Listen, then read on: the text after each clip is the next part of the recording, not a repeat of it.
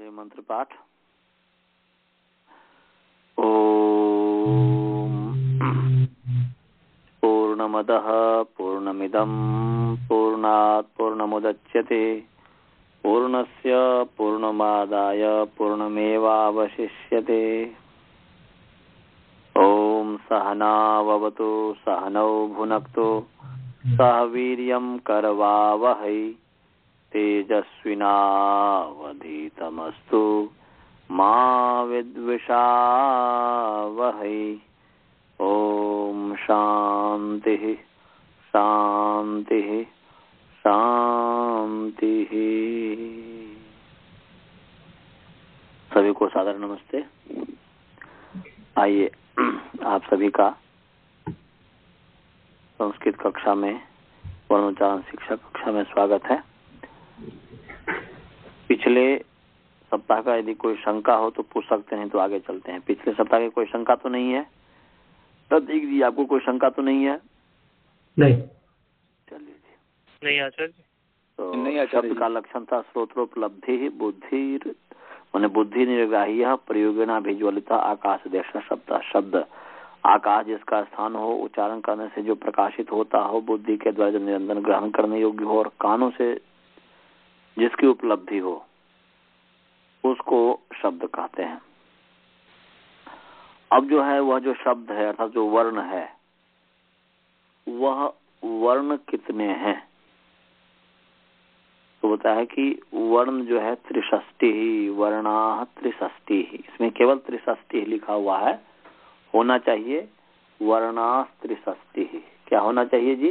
हाँ त्रिषष्टि वर्णा त्रिषष्टि ही। क्या करना? चार्जर में, हाँ चार्जर में। वर्णा त्रिषष्टि ही क्या होगा जी? वर्णा त्रिषष्टि ही। वर्णा क्या करेंगे? केवल यहाँ पर आप देख रहे होंगे कि त्रिषष्टि ही लिखा हुआ है ना जी?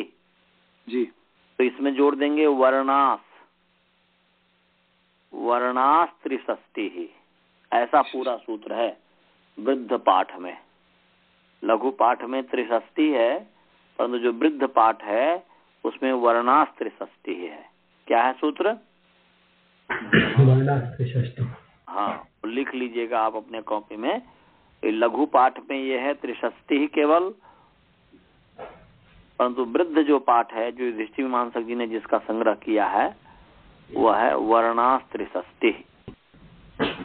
तो अर्थ हो गया कि वर्ण जो है त्रिषष्टि। त्रि माने 3 अधिक षष्टि माने 60, 3 अधिक 60 माने 63, 63। तो वर्ण जो है 63 है, त्रिषष्टि है, 13 है, 63 है, ये बताया। तो 63 कैसे हैं इसको महर्षि दयानंद जी गिना रहे हैं कि देखिए इसमें जो है त्रिषष्टि जो वर्ण है उसको हम 3 भाग में बांटेंगे। एक का नाम है स्वर, दूसरे का नाम है व्यंजन और तीसरे का नाम है अयोगवाह। 3 प्रकार के वर्ण हो गए। कितने प्रकार के वर्ण हो गए जी? 3 प्रकार के वर्ण हो गए। कौन कौन से? स्वर, व्यंजन और अयोगवाह, ये 3 हुआ। तो स्वर जो है वह स्वर 22 हैं। तो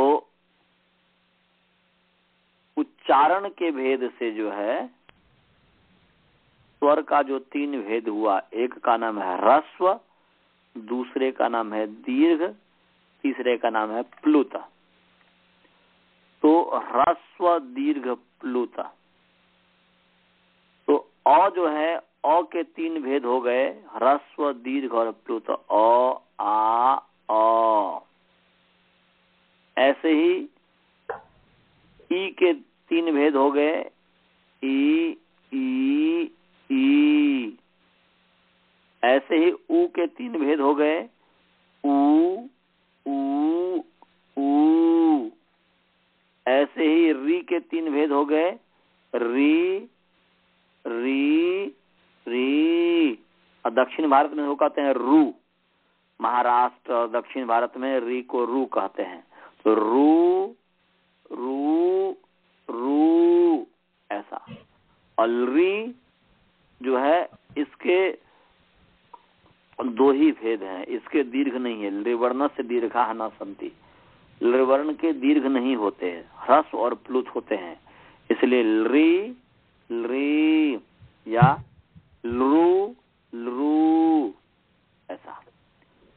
ऐसे ही ए है, ए के ह्रस्व नहीं होते, ए आई ओ औ जो है इसके ह्रस्व नहीं होते, इसके दीर्घ और प्लुत होते हैं। तो ए आई आई ओ ओ औ औ। तो अ ई उ री के 3 भेद हुए, तो 4 तिया 12 हो गया अ ई उ री के। और री ए आई ओ औ ये 5 हो गए, तो इसके 2 भेद हो गए, तो 5 दूना 10 हो गया, तो 12 10 22। तो स्वर के जो है 22 भेद हो गए। समझ गए जी? हाँ जी। ऐसे ही अब व्यंजन में चलते हैं। तो व्यंजन में जो है क ख ग घ ङ इसका नाम कवर्ग है, च छ ज झ य इसका नाम चवर्ग है, त ठ ड ढ ण इसका नाम टवर्ग है, त थ द ध न इसका नाम तवर्ग है, और प फ ब भ म इसका नाम पवर्ग है, और य र ल व इसका नाम अंतस्थ है, और श श स ह इसका नाम ऊष्म है। तो ये कवर्ग, वर्ग का मतलब होता है समूह, ग्रुप। तो क का जो समूह है, क के 5 समूह है, ग्रुप है, क ख ग घ ङ, इसलिए उस क पहले लिया, उसके साथ वर्ग जो मैंने क का समूह। ऐसे च का वर्ग, ट का वर्ग, त का वर्ग, प का वर्ग। ये तो कवर्ग, चवर्ग, टवर्ग, तवर्ग, पवर्ग प्रत्येक 5-5 है, तो 5 25, 5 5 या 25। और अंतस्थ जो है ये य र ल व ये 4 है, और ऊष्म जो है ये श स स ह ये 4 है, तो 4 4 8, तो 25 8 33 हो गया, 33 हो गया। तो इधर में 22 था स्वर वावल, और व्यंजन में जो है व्यंजन हो गया 33। तो 22 और 33 55 हो गया। और अयोगवाह जो है ये 8 हैं। उसमें सबसे पहले दिया विसर्जनीय, दूसरा है जिह्वा मूलीय, तीसरा है उपधमानीय, चौथा है अनुस्वार, पांचवा है ह्रस्व गुण, छठा है दीर्घ गुण, और सातवां है अनुनासिक चिन्ह, और आठवां है ळ।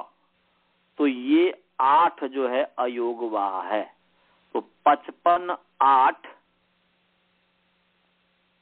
63, 55 और 8, 8 5 13, 5 1 6, 63। तो वर्णास्त्रिषष्टि ही, वर्ण 63 हैं। तो ये यहाँ पर बता दिया गया है। समझ में आ गया सभी को ये?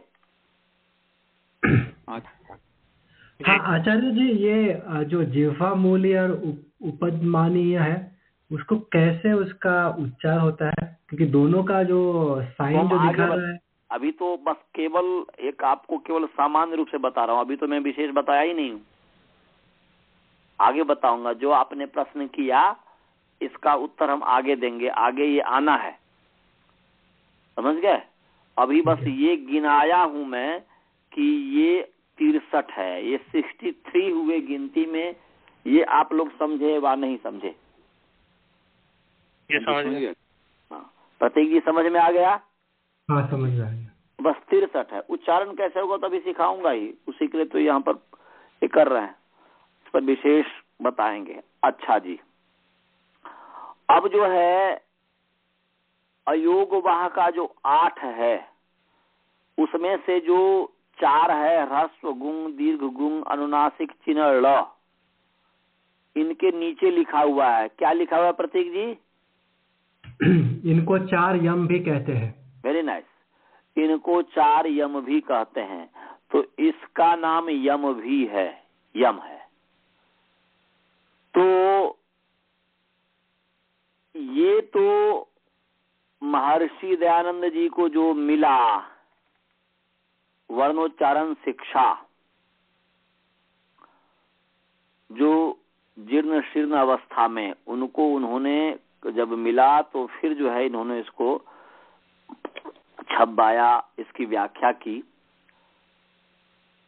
परंतु ये जो 4 यम है इसके संबंध में मतभेद है। क्या बताया मैं? मतभेद है। ये जो 4 यम है इसके संबंध में मतभेद है। माने महर्षि दयानंद और महर्षि दयानंद के अनुयायी इसको 4 यम मानते हैं। उसमें से मैं भी एक हूं, क्योंकि मैं भी उनका अनुयायी हूं। परंतु हम न्यूट्रल होकर के पढ़ा रहे हैं, आपको जो अच्छा लगे उसको ग्रहण कीजिएगा। तो ये जो 4 यम है इसको न मान करके अन्य को यम मानते हैं। महर्षि दयानंद से जो इतर विद्वान हैं, अर्थात सिद्धांत कौमुदी भट्टो जी दीक्षित इत्यादि जो विद्वान हैं, और भट्टो जी दीक्षित इत्यादि के जो अनुयायी हैं, हालांकि हम भी उनके पुस्तकों को पढ़े हैं, हम कृतज्ञ हैं, क्योंकि उनके पुस्तक जब हमने प्राच्य व्याकरण पढ़ा, उसके बाद नव्य व्याकरण पढ़ा, तो और दृढ़ता आ गई उस व्याकरण में और मजबूती आ गई। आप लोगों को जो पढ़ा रहे हैं उसमें उस सिद्धांत कौमुदी का भी देन है, इसमें कोई संदेह नहीं है। उससे भी मैं उपकृत हुआ हूं, उपकार पाया हूं। तो यहां पर यह है कि केवल मात्र जो ये नहीं जानते प्राच्य व्याकरण की परंपरा को और नव्य व्याकरण केवल जानते हैं, वो जो है इसको यम नहीं मानते हैं। यम वो किसको मानते हैं? वो भी पुराते हैं, वो भी पूरे करेंगे 63 वर्ण। 63 वर्ण है या 64 वर्ण है, जब आपको हम वो पढ़ाएंगे, ये मैं प्राच्य माने जो परंपरा से है ये पढ़ा दूं, इसके बाद जो है पौराणिक वाला पढ़ाऊंगा। मैंने मन में सोचा है, बाद में सोचा। तो उसमें कहा है 63 या 64, 63 वर्ण या 64 वर्ण। तो 64 वर्ण का जिक्र वहीं पर करेंगे। तो वैसे मानते हैं सभी विद्वान एक स्वर से कि वर्ण 63 होते हैं, उसमें कोई मतभेद नहीं है। परंतु वो जो 63 वर्ण हैं उसमें से जो 4 यम कहते हैं वो भी मानते हैं कि यम 4 ही हैं। ऐसी बात नहीं है कि कहते हैं कि यम ज्यादा है, यम 4 ही है, वो भी ऐसे ही मानते हैं जो इन चारों को यम नहीं मानते। तो वो यम किसको मानते हैं इस चीज को समझ लीजिए।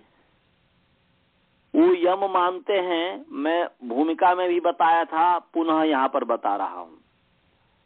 वो यम किसको मानते हैं? तो वो मानते हैं कि ऊपर जो अभी कवर्ग, चवर्ग, टवर्ग, तवर्ग, पवर्ग आप सभी देख रहे हैं ना जी? हाँ। कवर्ग में पंचम वर्ण क्या है? चवर्ग में पंचम वर्ण क्या है? टवर्ग में पंचम वर्ण क्या है? तवर्ग में पंचम वर्ण क्या है? पवर्ग में पंचम वर्ण क्या है? म। तो ग, य, न, म, ये जो पंचम वर्ण है, इनमें से कोई भी वर्ण इनमें से कोई भी वर्ण, चाहे ङ हो, चाहे य हो, चाहे ण हो, चाहे न हो, चाहे म हो, इनमें से कोई भी वर्ण बाद में होगा और उस ग य ण न म पंचम जो वर्ण में से कोई भी वर्ण से पहले जो क ख ग घ च छ ज झ ट ठ ड ढ त थ द ध प फ ब भ में से कोई भी वर्ण होगा। तो जैसे कल्पना कीजिए कि यहाँ पर जो उदाहरण में पलिकनी, उसका उदाहरण जो देते हैं, जो यम मानते हैं इसको, उसका उदाहरण देते हैं पलिकनी जैसे है, पलिकनी। तो पंचम वर्ण न परे है, बाद में है, पलिकनी न बाद में है।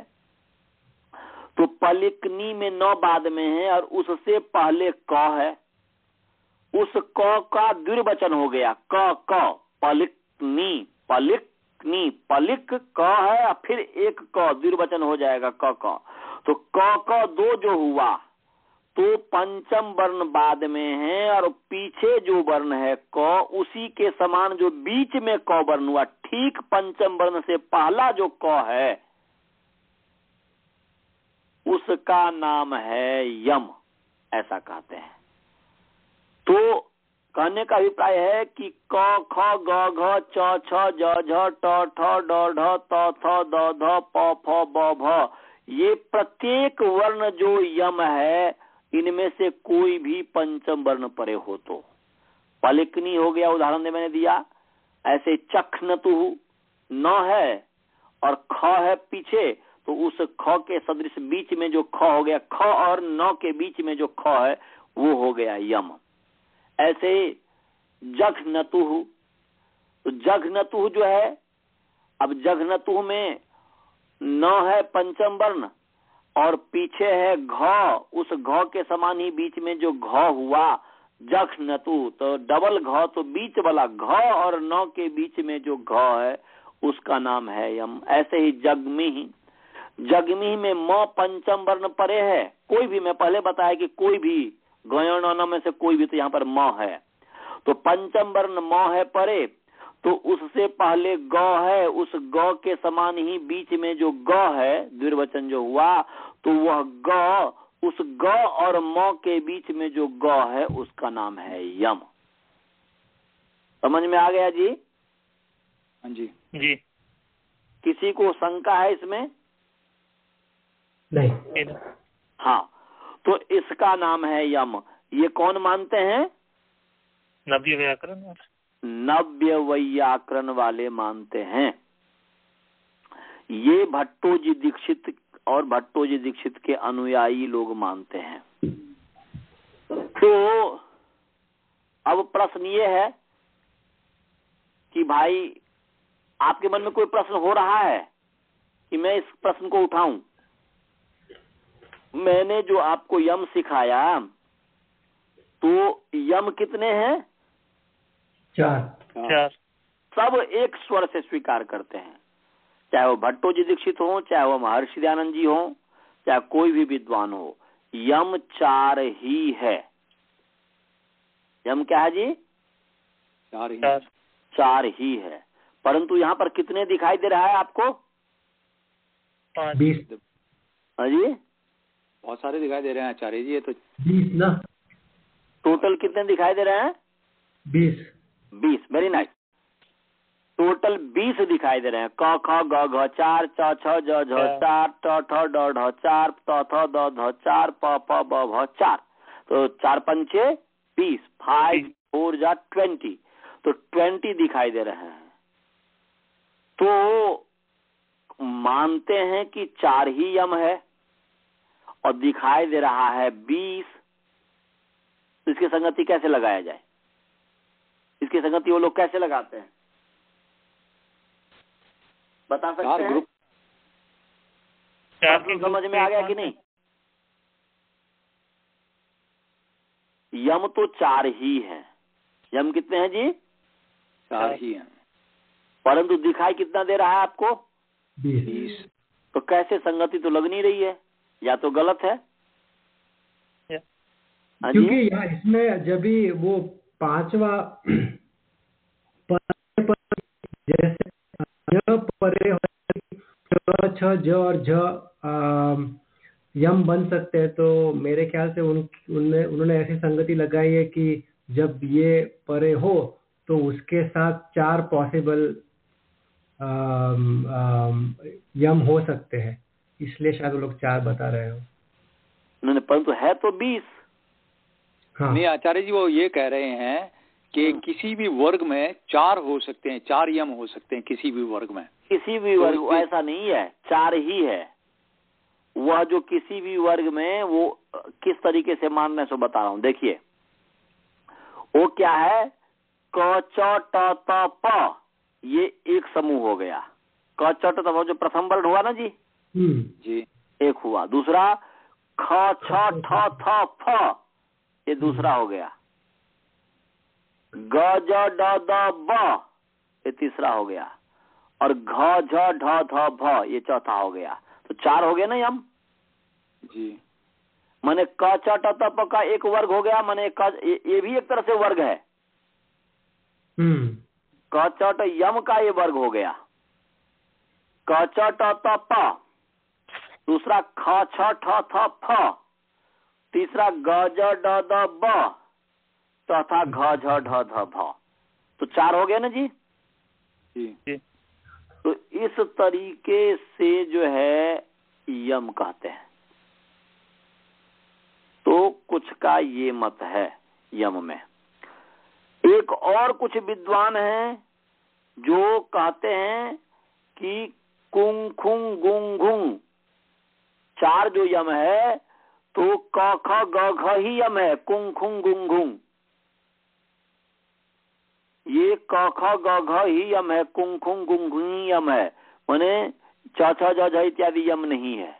ऐसा कुछ विद्वान ऐसे मानते हैं, समझ गए जी। इसलिए कुंग खुंग गुंग, याद होगा कि भूमिका में कहे थे कि यदि जो व्यक्ति ये मानता है कि कुंग खुंग गुंग घुंग यम है, तो क्या चुंग छुंग जुंग झुंग यम नहीं, क्या टुंग ठुंग डुंग ढुंग यम नहीं, टुंग थुंग दुंग धुंग यम नहीं, पुंग फुंग बुंग भुंग यम नहीं। तो ऐसा कह करके उनके बातों का खंडन किया कि नहीं, न कुंग खुंग गुंग घुंग यम है, न चुन छुंग जुंग झुंग यम है, न टुंग ठुंग डुंग ढुंग यम है, न टुंग ठुंग दुंग ढुंग यम है, न पुंग फुंग बुंग यम है। ऐसा।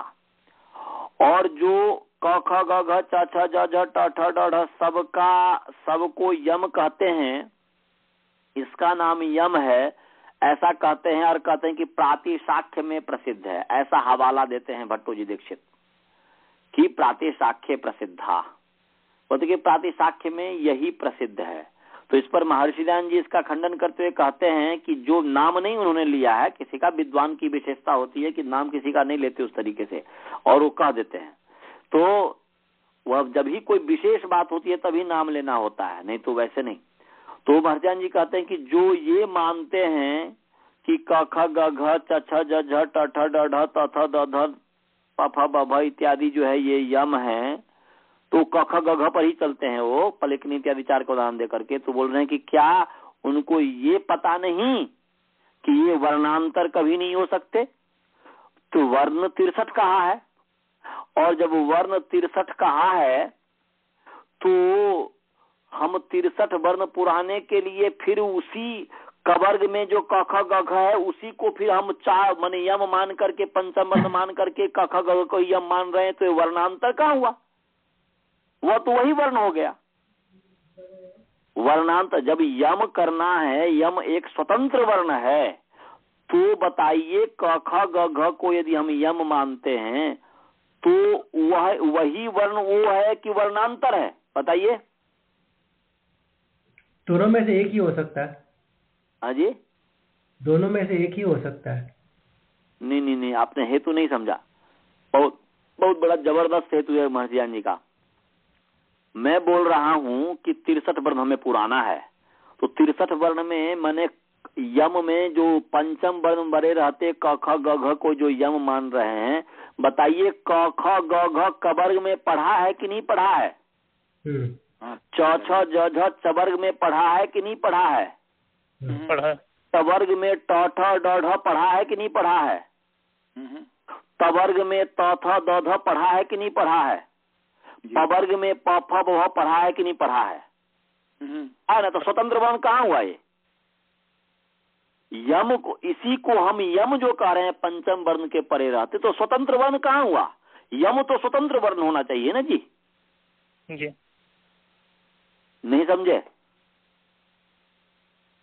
हेलो आचार्य, ये ऑलरेडी एग्जिस्ट कर रहा, आप ये कह रहे हैं कि ये सब तो ऑलरेडी इंडिपेंडेंटली इनको मान लिया गया है बेसिकली। हाँ, ये तो स्वतंत्र रूप से माना ही गया हुआ है। क ख ग घ को क ख ग को कवर्ग में माना, च छ ज झ को चवर्ग में माना, ट ठ ड ढ को टवर्ग में माना, तो इस सब को तो इसमें माना ही है।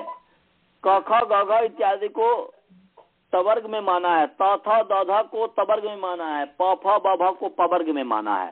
तो जब ये, तो उसमें जब मान ही लिया गया, तो ये जैसे क ख ग घ ङ कवर्ग में स्वतंत्र वर्ण है ना जी? जी। ऐसा कहीं क ख ग घ ङ कहीं दूसरे जगह पढ़ा हुआ है क्या? नहीं पढ़ा। च छ ज झ कहीं दूसरी जगह पढ़ा है क्या? ट ठ ड ढ क्या कहीं दूसरी जगह पढ़ा है? त थ द ध क्या दूसरी जगह पढ़ा है? और त थ द ध तो तवर्ग में ही है, प फ ब भ तो पवर्ग में ही है।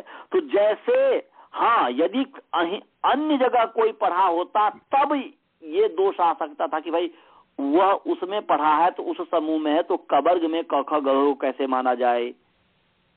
क ख ग घ तो स्वतंत्र वर्ण है, और जब यदि क ख ग घ को यदि यम मानते हैं तो वह वर्णांतर कहाँ हुआ?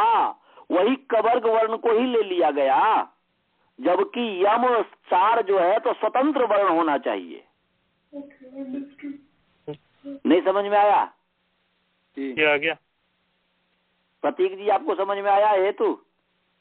हाँ। लक्ष्मी जी आपको समझ में आया? हाँ। लक्ष्मी जी को नहीं समझ में आया? आ गया, आ गया, आ गया। तो ये जो है, और आप सभी, राजभल्ला जी तो नहीं आ जाए हैं, वो मैंने आप जो है, आप लोग को सबको पता है ना कि जो है स्वतंत्र वर्ण होना चाहिए यम, जबकि यह वर्णांतर है, माने वही वर्ण है, वर्णांतर नहीं है। इसीलिए महाराज जी कहते हैं कि जो व्यक्ति ऐसा हवाला देते हैं कि क ख ग घ इत्यादि यम है, पंचम वर्ण के परे रहते, पलिक्र इत्यादि में, और प्रातिशाख्य का हवाला देते हैं, क्या उनको ये भी इतना भी नहीं पता कि ये वर्णांतर कभी नहीं हो सकते, वो वही वर्ण है?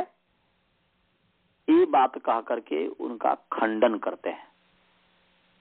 तो हमने आपको सब बता दिया, इसमें से आपको जो अच्छा लगे इसको, जो इसमें, क्योंकि ये तो बुद्धि विलास की बात है, ये विद्वत्ता की बात है, ये और खोजने की बात है, या अनुसंधान करने की बात है। तो यदि खोजते खोजते, पढ़ते पढ़ते और भी जैसा हुआ तो वो अपना स्वीकार कीजिएगा। हमें जो आपको मैं बताया हेतु में, हमें यही स्वीकार में है, यही मेरी बुद्धि में जचती है, बुद्धि के आधार पर। तो मैं इसी को, महर्षि जी ने जो 4 यम कहा है, इसी को ही मानता हूं। क्योंकि देखिए, ये स्वतंत्र वर्ण है। ये जो चिन्ह दे रहा है ना, ह्रस्व गुंग, दीर्घ गुंग, अनुनासिक, ये सब स्वतंत्र वर्ण है कि नहीं? जी जी है। ये ह्रस्व दीर्घ प्लुत में पढ़ा हुआ है? जी नहीं। ये कवर्ग, चवर्ग, टवर्ग, तवर्ग इत्यादि में पढ़ा हुआ है चारों? जी नहीं। क्या ये विसर्जनीय जीवामूल्य उपधमानी अनुस्वार में पढ़ा हुआ है? जी नहीं। जैसे एक विसर्जनीय स्वतंत्र वर्ण है, जैसे एक जिह्वामूलीय स्वतंत्र वर्ण है, जैसे उपधमानीय स्वतंत्र वर्ण है, जैसे अनुस्वार स्वतंत्र वर्ण है, जैसे ह्रस्व गुंग दीर्घ स्वतंत्र वर्ण है, वैसे ही ह्रस्व गुंग दीर्घ गुंग अनुनासिक ये भी स्वतंत्र वर्ण है। समझ में आया? तो इसीलिए महाराज जी कहते हैं इनको 4 यम भी कहते हैं। तो ये 4 यम है। अच्छा, इतना समझ में आ गया? इसमें कोई शंका किसी को? आचार्य जी, एक प्रश्न दिमाग में आ रहा है। बोलिए। कि आप ये वर्ण, स्वर और व्यंजन, इन सबको भिन्न भिन्न प्रकार से वर्गों में बांट सकते हैं, तो लेकिन कहीं ना कहीं इनकी बड़ी इंपॉर्टेंस होगी, तो मेरे ख्याल आगे आने वाला है। तो ये बात दिमाग में आ रही है कि इतना बड़ा आर्ग्यूमेंट क्यों है यम के बारे में, कहीं ना कहीं इनकी बहुत बड़ी महत्ता है कहीं पे। नहीं, महत्ता की बात नहीं है। क्या है कि वह जो महर्षि पाणिनि जी जिस शिष्य को पढ़ाए, उसके बाद जो पढ़ाए, परंपरा जो चलता आया, बीच में परंपरा टूट गया जी। बीच में क्या हुआ, परंपरा टूट गया हम लोगों के प्रमाद के कारण। हमारे जो पूर्वज हैं, हम लोग माने हमारे जो पूर्वज हैं, जो कि स्वयं भी विद्वान नहीं बने। पूर्वज हमारे ब्राह्मण हैं, क्योंकि ब्राह्मण लोग ही के पास हाथ में रख लिया और सबको तो मूर्ख बना दिया ब्राह्मण ने। क्षत्रिय वैश्य शूद्र तो मूर्ख वैसे होता ही है। अज्ञानी मूर्ख माने गलत अर्थ में नहीं लीजिएगा, अज्ञानी पढ़ा लिखा तो होता ही नहीं है। परंतु जो क्षत्रिय और वैश्य था, जो कि विद्वान हुआ करता था, इस तीनों का नाम द्विज है। ब्राह्मण, क्षत्रिय, वैश्य, इन तीनों का नाम द्विज है। दोबारा इसका जन्म होता है। तीनों को यज्ञोपवीत संस्कार होता है, अर्थात विद्या का वह चिन्ह है। तो तीनों को ये विद्या का चिन्ह है। तो ये तीनों को जो है ये किया जाता था। परंतु मध्यकाल में क्या किया, स्वयं भी ब्राह्मण अविद्वान बन गया और क्षत्रिय वैश्य को भी अविद्वान पढ़े, तो उससे छीन लिया अधिकार। विद्या जब छीन लिया उससे, तो उसको फिर जनेऊ देगा कैसे, उसको जनेऊ नहीं दिया। और फिर इसके पश्चात फिर जो है स्वयं भी भूल गया। तो बीच में जो परंपराएं टूट गई, तो पता नहीं चला यम के बारे में कि यम कौन है, यम कौन है। और हर व्यक्ति शास्त्रार्थ करने लग गया। हर व्यक्ति जो कुछ भी हुआ, भाई ये जो संस्कृत पढ़ करके विद्वान बन करके बीच में फिर जो परंपराएं चाल, ये तो महर्षि दयानंद जी ने जो है परंपरा फिर चालू किया। बीच में तो सिद्धांत कौमुदी ने भी एक किया था, पर उससे पहले भी कुछ अव्यवस्थाएं थी। आप इतिहास पढ़ेंगे आपको, तब फिर आपको पता चलेगा। तो फिर अव्यवस्थाएं माने भ्रांति पैदा हो गई इसमें, क्योंकि ये तो चिन्ह है ना, तो ये किस चिन्ह को माना जाए, कैसे क्या किया जाए। तो बस जिसको जैसा आया, जैसा लगा, जचा, उसके आधार पर वो मानने लग गया। परंतु महर्षि दयानंद जी भी को जब तक ये नहीं मिला था, तो वो भी शंका तो उनको थी कि भाई ये कैसे होगा, क्योंकि उन्होंने सिद्धांत कौमुदी ये वो सब कुछ पढ़ा हुआ था ना, जिसको उन्होंने 20 साल तक पढ़ा। देखिए महर्षि दयानंद जी में क्या विशेषता है कि 20 साल तक जिस पुस्तक को उन्होंने पढ़ा, क्या पढ़ा, सिद्धांत कौमुदी, प्रौढ़ मुरमा, लघु शब्देन्दु शेखर, बृहद रस माने जितने बृहद शब्देन्दु शेखर इत्यादि जितने भी है, सबको उन्होंने पढ़ा। उन्होंने जो है ये क्या कहते हैं कि ये प्रस्थानत्रयी इत्यादि जो है, जो शंकराचार्य के जो वाले हैं, इन सबको पढ़ा था। विद्वान तो थे ही, 20 साल तक उन्होंने पढ़ा। अब पढ़ने के बाद उन्होंने निश्चय कर लिया इस सबको पढ़ करके ऐसा, और फिर जो है शंकराचार्य का वो सिद्धांत इत्यादि पढ़ने के बाद जिन गुरु से पढ़े थे, तो जीवनी में लिखते हैं अपने ऑटोबायोग्राफी में कि मुझे पूर्ण दृढ़ निश्चय हो गया था कि मैं ब्रह्म हूं, और वैसा ही मैं अपने आप को अनुभव करता था। वैसा ही मैं अपने आप को करता था कि मैं ब्रह्म हूं। पूर्ण डिटरमाइंड हो गया था उसके ऊपर कि मैं ब्रह्म हूं, अहम ब्रह्मास्मि। परंतु उनकी जिज्ञासा पूरी नहीं हुई। वो तो नव्य व्याकरण पढ़े थे, प्राच्य व्याकरण मतलब उनकी श्रद्धा तो थी ही, और वो खोजने का उनके अंदर जो अन्वेषण करने का ये था, सत्यग्राही थे, असत्य को छोड़ने में, सत्य को पकड़ने में सदा उद्यत रहा करते थे। तो उनके जो सन्यासी जो गुरु थे, जिनका नाम था पूर्णानंद जी, वो भी अच्छे विद्वान थे, प्राच्य व्याकरण के, प्राच्य के, प्राचीन परंपरा के। तो उनसे उन्होंने पढ़ने की इच्छा जाहिर की। तो उन्होंने कहा कि देखो मैं तो अब बूढ़ा हो गया, अब मैं तो नहीं पढ़ा सकता। यदि तुम पढ़ना चाहो तो मेरा शिष्य जो है विरजानंद है, मथुरा में रहता है, वहां पर जाकर के पढ़ो। तो वहां उन्हीं के आदेश से, उन्हीं के कहने से मथुरा जाते हैं और द्वार खटखटाते हैं। और जब द्वार खटखटे, क्योंकि आंख से तो अंधे थे गुरु विरजानंद जी, 55 से ही प्रज्ञा चक्षु थे, तो वो जो है वो खटखटाते हैं। जन्म से नहीं थे, शायद लग रहा कि 11-12 वर्ष में पॉक्स हुआ था, उससे आंख खराब हो गया, उन्हें अंधे हो गए। तो वो जब दीवार खटखटाते हैं तो कहता है कौन, भीतर से आवाज आती है कि कौन। इधर से महाराज जी कहते हैं यही तो मैं समझने के लिए आया हूं कि कौन हूं, मैं नहीं समझता हूं कि मैं कौन हूं। जब ये बात उतने गंभीर ध्वनि में जब कहा गया और इस तरीके की, तो ऋषियान जी गुरु बिजान जी पहचान गए कोई ना कोई विशेष व्यक्ति है। फिर जो है उनको बुलाते हैं, फाटक खोलो, फिर बुलाते हैं, फिर वो कहते हैं कि अभी तक तुमने क्या पढ़ा है। तो उन्होंने कह दिया, पूरा गिना दिया, सिद्धांत कौमुदी पढ़ा है, ये पढ़ा है, वो पढ़ा है, बालमर्मा पढ़ा है, ये प्रौढ़मर्मा पढ़ा है, लघु शब्देंद्र शेखर पढ़ा है, पद शिखा पढ़ा है, ये पढ़ा है, मैंने पूरा उन्होंने गिना दिया। और सब उनके अंदर ये था, होता ही है जैसे मैं यहाँ पर हूँ, यहाँ आ गया हूँ, तो ईश्वर की कृपा से हमारे जितने भी बुक हैं प्रायः 99% में इंडिया से यहाँ ले आया। इस बार जो है पूरा का पूरा ले आया, कुछ एक को छोड़ करके सभी पुस्तकें मैंने यहाँ पर ले आया। तो ऐसा ही है कि जब विद्वान जहाँ जाता है वहां पर अपना पुस्तक साथ साथ ले जाता है, तो वो भी साथ में ले गए थे और उन्होंने गिना दिया। तो उन्होंने कहा अभी तक तुमने जो भी पढ़ा है इतने साल तक, जितने भी पुस्तक है सबको हम तभी तुमको पढ़ाएंगे जब तुम इस सभी पुस्तकों को यमुना नदी में फेंकाओ। और थोड़ा सा सहमे और फिर बोले कि नहीं, गुरुजी का यह आदेश है, बोले कि हम जो तुमको विद्या देना चाहते हैं जब तक इसको तुम फेंकोगे नहीं आचार्य जी, तब तक जो है हमारी बात नहीं तुम्हें समझ में आएगी। आचार्य तो उन्होंने क्या किया, पूरे जो उनको 20 साल की जो तपस्याएं थी, वो ग्रंथ का जो संग्रह किए थे और जो पढ़े थे, सबको उन्होंने यमुना नदी में जाकर के फेंक डाला। और जब सबको फेंक डाला उसके बाद फिर जब आते हैं वो भारतीयान जी, फिर उनको पढ़ाना शुरू करते हैं। और जो 2.5-3 साल जो पढ़ते हैं, वो 2.5-3 साल में ऐसा उनको उन्होंने पढ़ा दिया कि 20 साल में जो उन्होंने नहीं पढ़ा था, और इसके बाद ही उनके अंदर में क्रांति मचती है, पूरे दुनिया के प्रति क्रांति मचती है।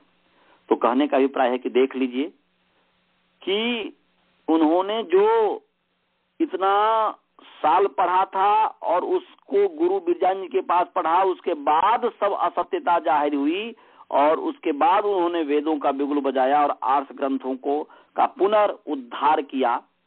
और उसी उद्धार करने में ये वर्णोच्चारण शिक्षा जो है इनको मिला।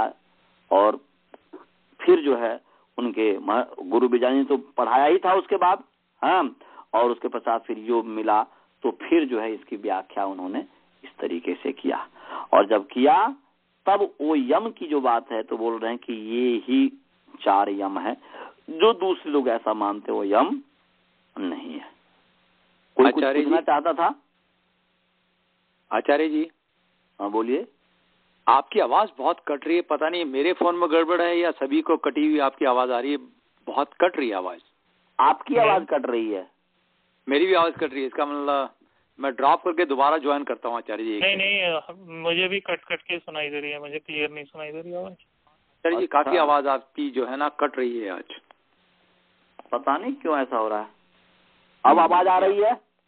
अब बीच में जैसे ठीक हो जाती है, जैसे अभी आपने बोला तो ठीक आई है बीच में, लेकिन एक बार बीच में बहुत गड़बड़ हो गई थी। अच्छा, मतलब मेरी बातों को आप लोग, मैंने जो आप लोगों को बताया कुछ सुनाई नहीं, समझ नहीं पाए क्या? नहीं समझ गए आचार्य जी, बिल्कुल समझ गए आपने जो कहा कि यमुना में उन्होंने पुस्तकें फेंक दी and so on so forth बात, लेकिन वो जो है ना कट के आ रही थी तो गेस कर लिया कि हाँ ऐसा है, लेकिन साफ नहीं सुनाई दे रही थी। अच्छा, ये है कि मैं दोबारा काट के करूं? हो सकता है आचार्य जी, वो थोड़ा इम्प्रूव कर दिया, एक बार आप कर लीजिए।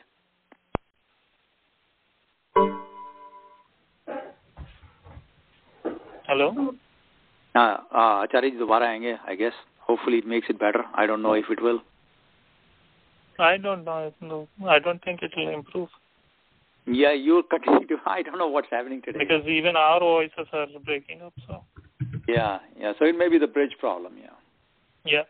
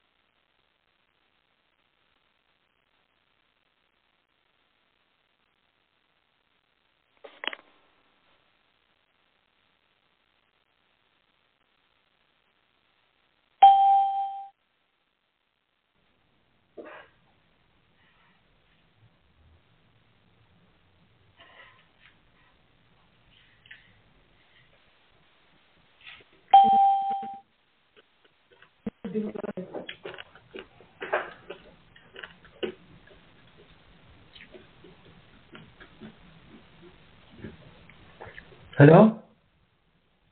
Hello? Hello, yeah, I'm here still. Yeah, I guess. I'm too.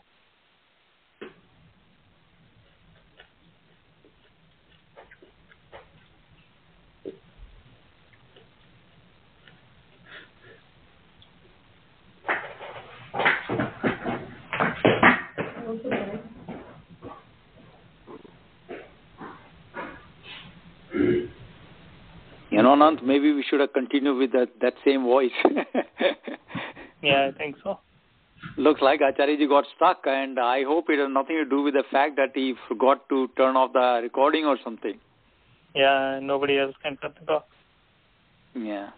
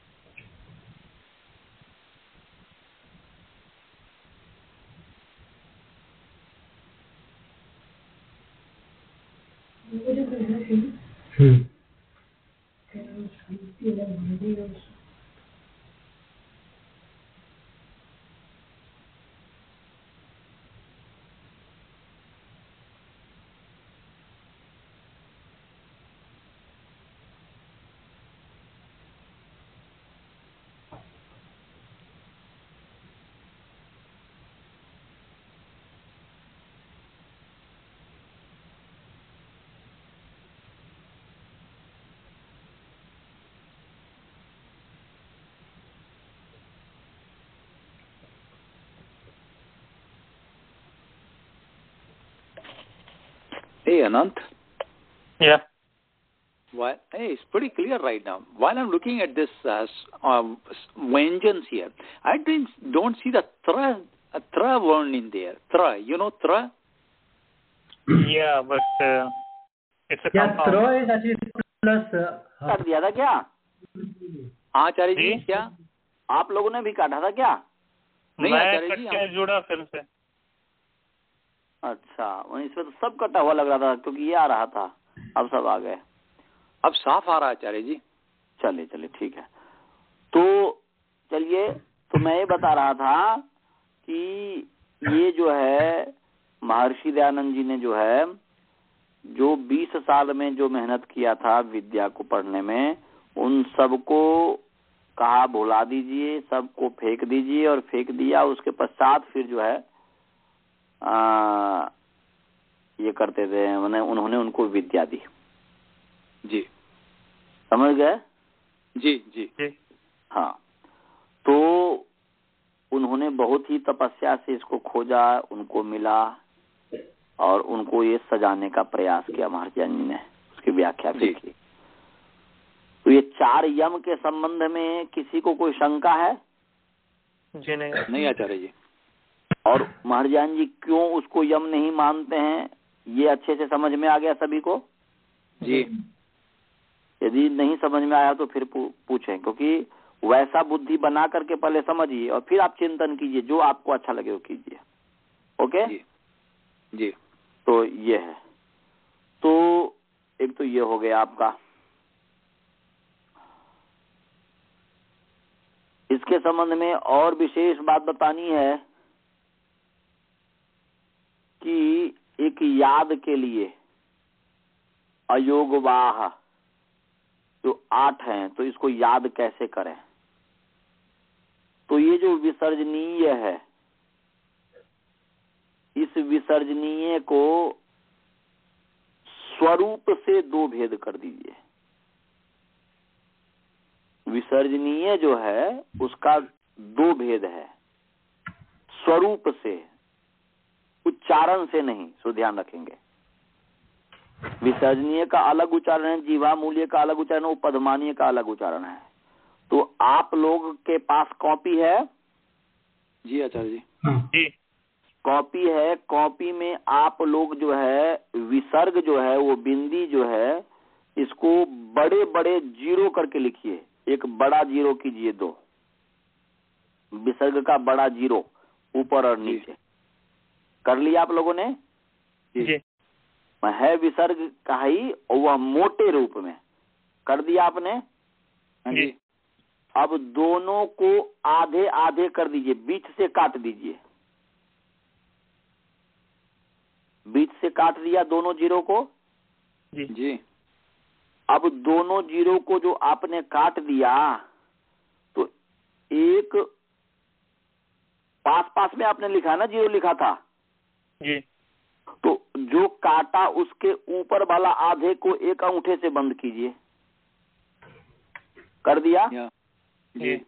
और नीचे जो काटा उसके नीचे वाले को एक अंगूठे से बंद कर दीजिए। हाँ जी। तो बीच में क्या दिखता है? आधा विसर्ग के समान दिखाई देता है कि नहीं? ऊपर की तरफ आधा चांद और नीचे की तरफ आधा चांद या कटोरी की तरह दिखाई दे रहा है कि नहीं? हाँ, दिखाई दे रहा है। तो ये विसर्ग के जो दो भेद स्वरूप से जीवामूलीय और पदमानीय, याद के लिए बता रहा हूं, है ना जी। इसीलिए कहा, सिद्धांत कौमुदी में लिखा है कि अर्ध विसर्ग सदृशो जीवामूलियो पदमानीय, पदमानियो। अर्ध विसर्ग सदृश माने आधा विसर्ग के समान जीवामूलीय और पदमानीय है स्वरूप से। प्रतीक जी समझ में आ गया आपको? हाँ। मैंने आधा विसर्ग के समान, जैसे ये पूरा किया, आधा आधा किया और ऊपर वाला बंद कीजिए, नीचे वाला बंद कीजिए। जो बीच में ऊपर की तरफ आधा चांद, नीचे की तरफ आधा चांद, ये जीवामूल्य और पदमानीय का मतलब स्वरूप है। अब जो है दोनों का तो एक ही स्वरूप है, तो हम कैसे माने जीवामूल्य और कैसे माने पदमानीय, किसको माने जीवामूल्य, किसको माने पदमानीय? तो इसके लिए है कि यदि वैसा आधा विसर्ग जो स्वरूप से है, उच्चारण से नहीं, तो आधा विसर्ग जो स्वरूप से है उसके आगे क और ख में से यदि कोई भी वर्ण होगा, दोनों में से कोई भी वर्ण, या तो क हो या ख हो, माने इस चिन्ह के बाद क ख होगा तो उस चिन्ह का नाम हो जाएगा जिह्वामूलीय। क्या हो जाएगा जी? जिह्वामूलीय। हाँ, इसीलिए कहा, सिद्धांत कौमुदीकार कहता है कि कखाभ्याम प्रागर्ध विसर्ग सदृशो जिह्वामूलीय। ये अच्छी बात है, इसको याद कर लीजिएगा। कखाभ्याम प्रागर्ध विसर्ग सदृशो जिह्वामूलीय। समझ गए क्या है? बोलिए। कखाभ्याम माने क और ख से पहले आधे विसर्ग के समान स्वरूप से जो है वह जिह्वामूलीय है, तो उसको जिह्वामूलीय समझे। माने क और ख से पहले यदि आधा विसर्ग के समान चिन्ह हो वेद में ज्यादा प्रयोग होता है। लोक व्यवहार में तो विसर्जनीय और अनुस्वार का प्रयोग होता है, और किसी का अनुनासिक का प्रयोग होता है, और प्रायः नहीं होता है, और वेद में होता है। तो क और ख से पहले अर्ध विसर्ग के सदृश स्वरूप से जिह्वामूलीय होते हैं, और पफाभ्याम प्रागर्ध विसर्ग सदृशो पदमानीय, माने प और फ से पहले इनमें से दोनों अन्यतर कोई भी, प फ में से कोई भी अन्यतर हो, उससे पहले ऐसा जो चिन्ह हो आधा विसर्ग के समान, उसको कहते हैं उपधमानीय। समझ गए जी? अब जो है इसके बाद यह है कि इसका उच्चारण कैसे करना चाहिए, वो आगे भी आएगा। प्रतीक जी ने पूछा था, तो ये है कि देखो क और ख से पहले है वह विसर्ग को जिह्वामूलीय आदेश होता है। तो क और ख से पहले ऐसा होगा तो क्या है, जिह्वामूलीय का उच्चारण जिह्वा के मूल से होता है। किससे होता है जी? जिह्वा के मूल से। जिह्वा के मूल से होता है। तो जिह्वा के मूल से, जैसे हमने कहा देवदत्तः कार्यम करोति, वाक्य क्या बनाया जी? देवदत्तः कार्यम करोति। तो देवदत्तः कार्यम करोति, तो यहाँ पर देवदत्तः कार्यम करोति में देवदत्तः में जो विसर्ग है वह विसर्ग को आदेश, क्योंकि कार्यम है, क यदि परे होगा तो विसर्ग को जिह्वामूलीय आदेश होता है। क्या बताया जी? विसर्ग के परे बाद में और देवदत्त है तो उस विसर्ग को क्या आदेश होता है? मूलीय। तो अब हो गया देवदत्त और जीवा मूलीय का चिन्ह और कार्यम करोति, ऐसा हो गया। ऐसे ही दूसरा उदाहरण देवदत्त खनति क्षेत्रम, तो यहाँ पर ख है बाद में, तो देवदत्त विसर्ग है, उसको भी जीवा मूलीय आदेश हो जाएगा। तो देवदत्त और जीवा मूलीय और खनति क्षेत्रम। तो अब इसका हम उच्चारण कैसे करें? तो जिह्वा के मूल से करें। क्या? देवदत्त कार्यम करोति, देवदत्त खनति क्षेत्रम, माने जिह्वा के मूल से देवदत्त यहाँ से देवदत्त कार्यम करोति, देवदत्त क माने यहाँ से वो क बने, वो जो क है मानो डबल क की तरह आधा क जो बात देव जीवा के मूल से देवदत्त, देवदत्ता कार्यम करोति नहीं यहाँ पर होगा, देवदत्त कार्यम करोति, देवदत्त खनति क्षेत्रम। जीवा मूल्य को उच्चारण समझ गए जी प्रतीक जी? हाँ। और अब उपपदमानीय है, तो उपपदमानीय कि जैसे मैंने कहा देवदत्त पुस्तकम पठति, यह है देवदत्त फलम खादति, तो यहाँ पर फ है और प है, तो उस विसर्ग को उपपदमानीय आदेश हो जाएगा, प और फ होगा, उपपदमानीय हो जाएगा। तो यहाँ पर देवदत्त पुस्तकम पठति तो जाएगा देवदत्त पुस्तकम पठति, देवदत्त पुस्तकं पठति। ऐसे ही देवदत्त फलति, देवदत्त फलम खादति। इसको ऐसे यदि आप याद करना चाहें तो हमें याद है कि जब हम हरिद्वार में साधना सदन एक मंदिर था, उसमें हम रहा करते थे। वहां रह करके मैं स्वामी रामदेव जी के आश्रम में जो है स्वामी मुक्तानंद से पढ़ने के लिए जाया करता था। तो वहां पर भोजन करने के बाद वहां की परंपरा थी, तो है ही पौराणिक में ऐसी परंपरा होती ही है। तो वहां पर जो है ये भोजन से पहले और भोजन के बाद, भोजन से पहले गीता का 15वां अध्याय या कौन सा अध्याय होता है, उसके बाद जो है अंतिम नमः पार्वती पतये हर हर महादेव, भोजन से पहले भी भोजन के बाद भी। तो ध्यान से सुनेंगे, नमः पार्वती पतये है, तो नमः पार्वती पतये है, तो वहां पर स्वाभाविक रूप से उनकी परंपरा में है कि वह उपपदमानीय का उच्चारण करते हैं। नमः पार्वती, नमः पार्वती नहीं कहते हैं, वह जीवामूल्य उपपदमानीय का उच्चारण करते हैं। नमः पार्वती पतये हर हर महादेव, तो नमः पार्वती पतये, तो यहाँ पर नमः में पार्वती प है, इसलिए उपपदमानीय आदेश हो गया। फिर नमः पार्वती पतये, डबल प की तरह समझ लीजिए। समझ में आ गया? ठीक। हाँ, तो ये उपपदमानीय का ऐसा उच्चारण होता है और जीवामूल्य का ऐसा उच्चारण होता है। ये हो गया, इसमें हमने आपको 63 वर्ण बता दिया। और इसमें जो है 12 अक्षरों का जो है ये आप स्वयं पढ़ करके आइएगा। इसमें मात्रा के रूप में है क ख ग घ क में आ की मात्रा इत्यादि, ये सब सबको आता है। का की कु के कई को कौ कंकह, तो ये आता है आपको, ये स्वयं पढ़ लीजिएगा। फिर संयोग चक्र भी है, क य अ क्य ज य और ज्य, ये पढ़ना जरूरी है संयोग चक्र। तो आपको जैसे क य अ क्य उच्चारण करते हैं, क च अ च, क र अ क्र, ह व अ व, ह य अ ह्य, ज य अ ज्य, ज्य होना चाहिए। ज्ञ लोग जो उच्चारण करते हैं गलत करता है। क रि क्री, क दीर्घ रि क्री, कल रि क्लरी, क व अ क्व, क श अ क्ष, क्ष, यहाँ पर क्ष क्ष होगा। अक्ष अक्ष, उत्तर प्रदेश वाले क्षत्रिय क्षत्रिय कहते हैं, कक्षा कहते हैं, कक्षा को कक्षा कह देते हैं, तो गलत करते हैं। उत्तर प्रदेश में प्राय ज्यादा होता है गलत उच्चारण ये। तो ये क श क्ष, और बिहारी के लोग जो है वो भी कक्षा कह देते हैं, या कक्षा, भूल गया वो उच्चारण में, भूल गया, पहले आता था मुझे।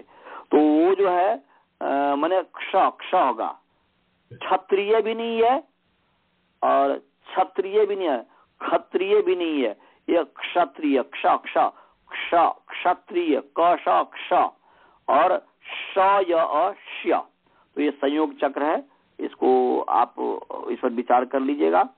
अब जो है हम अगले जो है सोमवार को जो है स्वर के संबंध में बताएंगे, क्रम से चलेगा और पीछे जो आया वो भी आगे और भी बताया जाएगा। अच्छा एक और चीज मैं आपको बता दूं, याद आ गया मैं कि ये जो है इसमें ह्रस्व गुंग दीर्घ गुंग अनुनासिक ळ जो है इसमें अन्य जो विद्वान हैं ह्रस्व गुंग दीर्घ गुंग ळ में जो है कोई शंका नहीं करते मर्जन्य वाले में, परंतु अनुनासिक का खंडन करते हैं यम में। ये बताना था मुझे, मैं भूल गया था, लग रहा था कि मैं कुछ भूल रहा हूं। तो ये जो है अनुनासिक जो है ये बोलते हैं कि अनुनासिक चिन्ह जो बता रहे हैं तो वो भी ऐसे ही मर्जान जी का खंडन करते हैं, बोलते हैं कि देखो ठीक है ह्रस्व दीर्घ और ळ इसमें तो कोई बात नहीं, ये तो ठीक है स्वतंत्र वर्ण है, परंतु ये जो अनुनासिक है ये अनुनासिक स्वतंत्र वर्ण कहाँ है, ऐसा कहते हैं। प्रश्न समझे जी?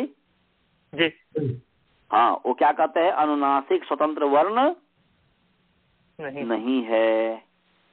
क्यों स्वतंत्र वर्ण नहीं है बता सकते हैं आप लोग?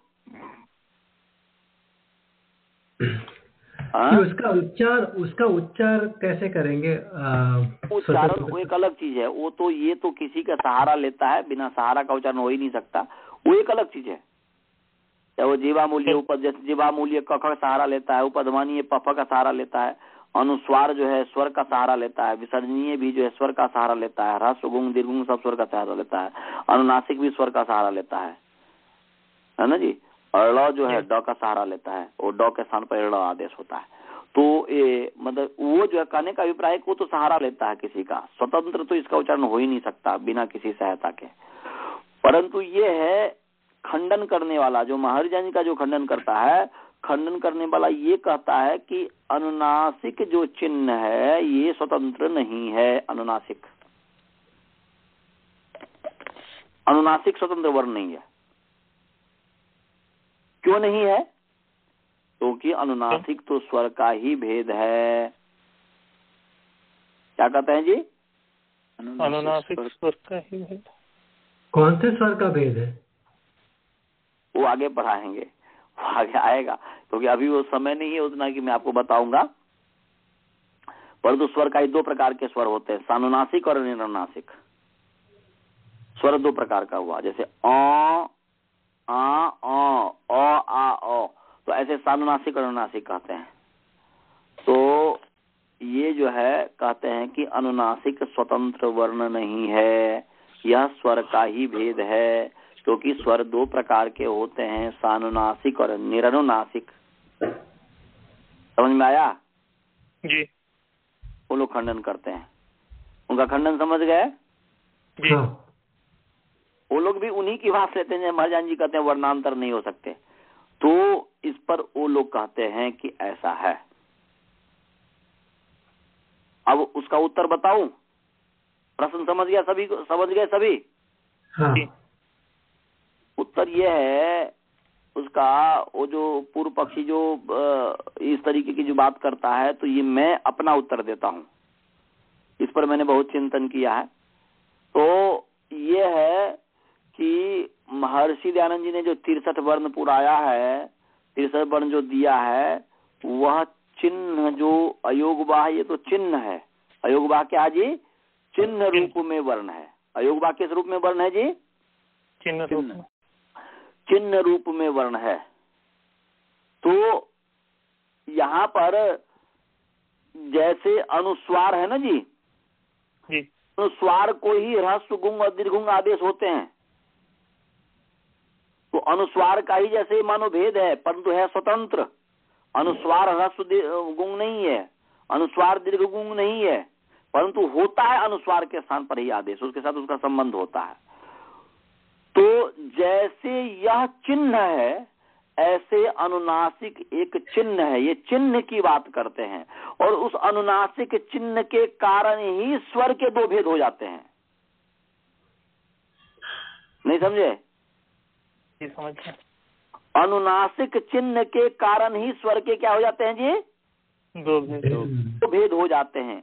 वो जो अनुनासिक जो कहा है यहाँ पर, जो 63 जो वर्ण है, 63 वर्ण में कहीं पर अनुनासिक नहीं आया है। आया है क्या? नहीं आया। ह्रस्व दीर्घ प्लूत में कहीं अनुनासिक आया है? जी नहीं आया। वो तो आगे बताया जाएगा कि एक औ के 18 भेद हैं। एक औ के 18 ही क्यों भेद? इसमें 18 बताया, मैं आपको 42 भेद बताऊंगा। एक औ 42 प्रकार का होता है। कैसे 42 प्रकार का होता है वो जब वो प्रसंग आएगा तब उस पर हम विस्तृत व्याख्या करेंगे। तो यहाँ पर जो है कि अनुनासिक जो चिन्ह है, इस अनुनासिक चिन्ह के कारण ही, तो अनुनासिक चिन्ह न हो तो फिर स्वर का सानुनासिक भेद हो ही नहीं सकता। तो इसीलिए ये सानुनासिक अनुनासिक स्वर का जो भेद है, तो वह अनुनासिक चिन्ह को ये बता रहे हैं अयोगवाह। अनुनासिक चिन्ह देखिए लिखा हुआ है, अनुनासिक चिन्ह। क्या लिखा हुआ है जी? अनुनासिक चिन्ह लिखा हुआ है, अनुनासिक स्वर नहीं लिखा हुआ है। ये चिन्ह को मान रहे हैं, चिन्ह को कह रहे हैं अयोगवाह। तो इसलिए जो व्यक्ति ऐसा कहते हैं कि अनुनासिक चिन्ह स्वतंत्र वर्ण है, नहीं, अनुनासिक जो स्वर है वह स्वतंत्र वर्ण हो सकता है इसके कारण, क्योंकि ये चीज उसी पर प्रकट होगा, स्वर के ऊपर ही जाकर के प्रकट होगा। तो इसीलिए 63 वर्ण में ये अनुनासिक, मैं जो इस पर विचार किया हूं तो ये ठीक है। यदि इसमें कोई खंडन होगा तो आप लोग इस पर विचार कर सकते हैं, क्योंकि इस पर होना ही चाहिए, इस पर वाद होना चाहिए, विचार होना चाहिए। इस पर जब वाद होगा, विचार करेंगे, तभी जो है वादे वादे जायते तत्वबोध। तो हमने जितने भी पढ़ा है ये किया है, जो उसको जो यम इत्यादि मानता है उस पर तो हमने पढ़ा ही है। और आपको वृद्ध पाठ जो पढ़ाऊंगा तो उसमें जबरदस्त पढ़ाऊंगा उस पक्ष में कि वही अयोग, वही यम है। क ख ग घ च छ ज झ ये भी यम है, यही सब यम है। और सब पढ़ा करके अंतिम में एक हेतु से सब धराशायी हो जाएगा। परंतु यह है कि पढ़ाऊंगा वो सभी यम, अंतिम में सबसे लास्ट में परिशिष्ट में उसको फिर यम पर चर्चा करेंगे। परिशिष्ट में क्यों क ख ग घ इत्यादि को यम मानते हैं और वो कहाँ कहाँ से प्रमाण देते हैं, उन सब का प्रमाण दे करके समझाऊंगा, फिर ये बताऊंगा। ये तो बता तो दिया ही इस पर, तो ये हेतु तो सब आपको हमने बता दिया। और कोई शंका?